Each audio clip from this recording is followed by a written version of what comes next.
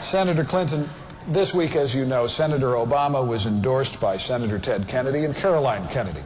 And they both argued that the country's ready for a new generation of leaders, and they said Barack Obama, like John F. Kennedy in 1960, is that kind of leader. How do you respond to that? Well, I have the greatest respect for Senator Kennedy and the Kennedy family, and I'm proud to have three of Senator Robert Kennedy's children, Bobby and Kathleen and Carrie, supporting me. But what I think is exciting is that the way we are looking at the Democratic field, now down to the two of us, is we're going to get big change. We're going to have change. I think having the first woman president would be a huge change for America and the world. But of course, despite the enthusiasm of our supporters or our endorsers, and we're both proud of everyone who has come to be part of our campaign, this is about the two of us. You have to, as voters, determine who you think can be the best president to tackle all those problems on day one, waiting in the Oval Office, who can be the best nominee for the Democratic Party to be able to withstand whatever they decide to do on the other side of the aisle and come out victorious. But ultimately, this is really about the American people.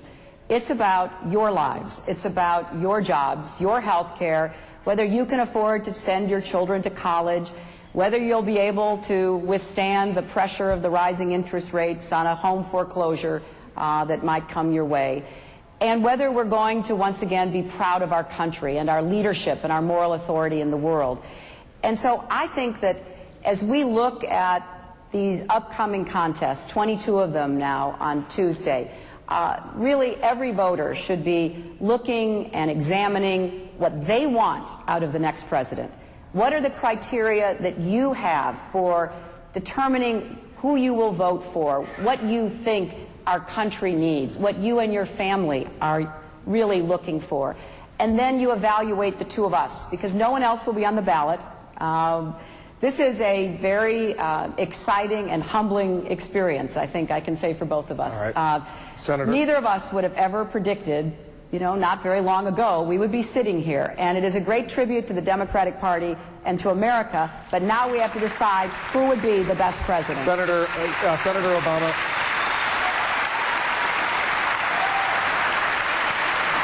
I want you to respond, but also in the context of this. A lot of Democrats remember the 8 years of the Clinton administration, a period of relative peace and prosperity, and they remember it fondly. Are they right? Should they be remembering those 8 years with pleasure? Well, I think there's no doubt that there were good things that happened during those 8 years of the Clinton administration. I think that's undeniable. Look, we're all Democrats, and particularly when looked through at through the lens of the last 8 years with George Bush, they look even better. So I don't want to diminish some of the accomplishments that occurred during those 8 years. And I absolutely agree with Senator Clinton that ultimately each of us have to be judged on our own merits. All of us have endorsers, and ultimately you've got to take a look and see who do you want in that White House. I do think that there was something that happened, and we've been seeing it all across the country. We saw it at the event with Senator Kennedy. We are bringing in a whole generation of new voters, which I think is exciting. And part of the task, I believe, of leadership is the hard nuts and bolts of getting legislation passed and managing the bureaucracy. But part of it is also being able to call on the American people to reach higher, to say we shouldn't settle for an economy that does very well for some, but leaves millions of people behind. We should not accept a school in South Carolina that was built in the 1800s where kids are having to learn in trailers, and every time the railroad goes by the tracks, the building shakes and the teacher has to stop teaching. We should not accept a foreign policy that has seen our respect diminish around the world and has not made us more safe. So the question is, part of the question is who can work the levers of power more effectively. Part of the question is also who can inspire the American people to get re-engaged in their government again, push back the special interests, reduce the influence of lobbyists, and that is something that I have worked on all my life, and we are seeing in this campaign. And one of the things I'm thrilled with is, and this is good news for Democrats, right, every single election that we've had so far in this contest, you've seen the number of people participating in the Democratic primary double.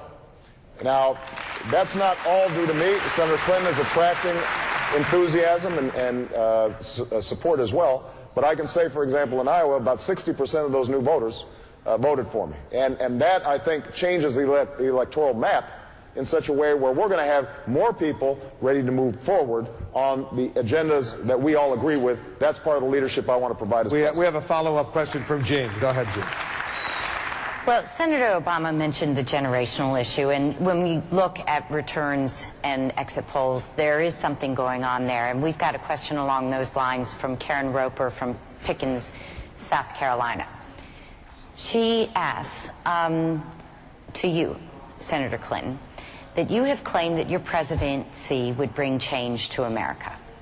I'm 38 years old, and I have never had an opportunity to vote in a presidential election in which a Bush or a Clinton wasn't on the ticket.